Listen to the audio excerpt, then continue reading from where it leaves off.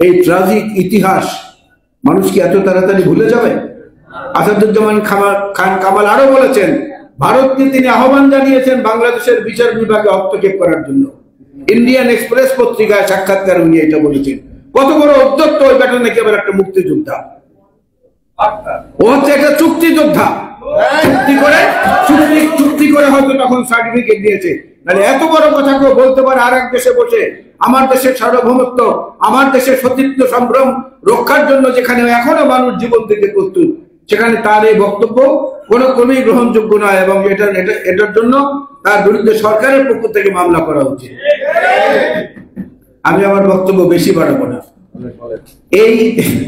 এই বর্তমান বাংলাদেশের যে অবস্থা, যে প্রেক্ষিত, তাতে আমার কাছে কেন যেন মনে হয় ঝড়ের মধ্যে জাহাজ যখন পড়ে, সেই জাহাজের জন্য একজন দক্ষ নাবিক প্রয়োজন, একজন ভালো মানুষের প্রয়োজন না।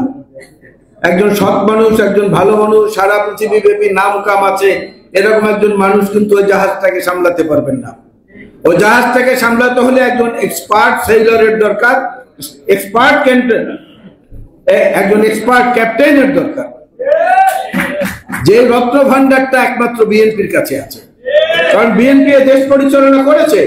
মেজর হাফিজ পানি সম্পদ মন্ত্রণালয়ের দায়িত্বে যখন ছিলেন, ভারতের সাথে পানি চুক্তির ব্যাপারে যে দৃঢ়তা, যে অনমনীয়তা, তার মাধ্যমে বিএনপি দেখিয়েছে। বাংলাদেশের ইতিহাসে এটা বিরল। শহীদ জিয়াউর রহমান বীরুত্তম প্রথম পানির অভিন্ন নদীর পানি ভাগাভাগি নিয়ে জাতিসংঘে প্রস্তাব উত্থাপন করেছিলেন।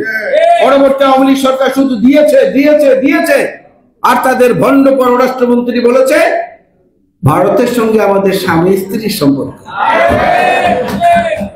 এবং শেখ হাসিনা পার্লামেন্টে বলেছেন ভারতকে যা দিয়েছে তারা সারা জীবন মনে রাখবে। কেন ভারত হোক, চীন হোক, পাকিস্তান হোক, মার্কিন যুক্তরাষ্ট্র হোক, যে কোনো দেশ হোক পৃথিবীর, সবার সঙ্গে আমাদের সম্পর্ক হবে সাম্যের ভিত্তিতে। আমার দেশের মর্যাদা, তার দেশের মর্যাদা, দুটোকে যখন সমান্তরাল করা হবে তখনই মাত্র তাদের সঙ্গে আমাদের বন্ধুত্ব হবে।